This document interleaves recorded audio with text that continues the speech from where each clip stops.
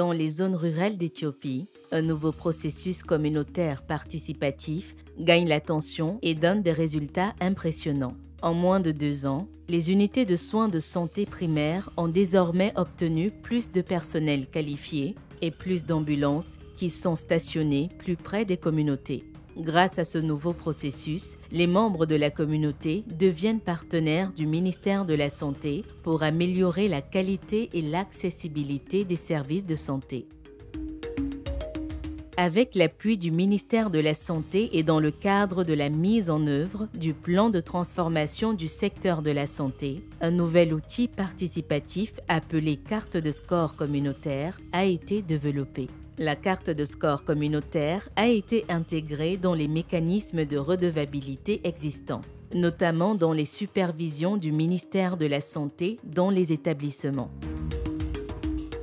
La carte de score communautaire est également un point permanent de l'ordre du jour des réunions trimestrielles d'examen de la performance dans les WORDAS ou districts. Ainsi, les scores donnés par la communauté sur des indicateurs de qualité des soins deviennent des indicateurs clés du suivi de la performance par le ministère de la Santé.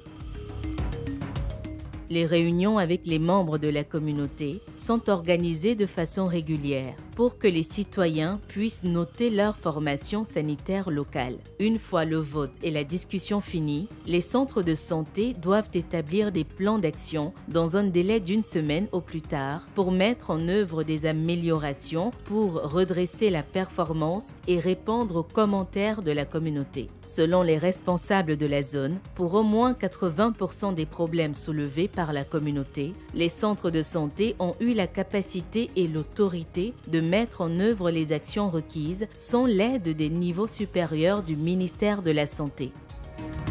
Pilotée pour la première fois en 2017, la carte de score communautaire est maintenant mise en œuvre dans plus de 60% des WORDAS ou des districts du pays. Cela a permis d'améliorer considérablement la qualité des services et d'accroître l'engagement de la communauté. Le ministère de la Santé s'efforce actuellement de déployer pour institutionnaliser davantage l'outil dans le reste du pays.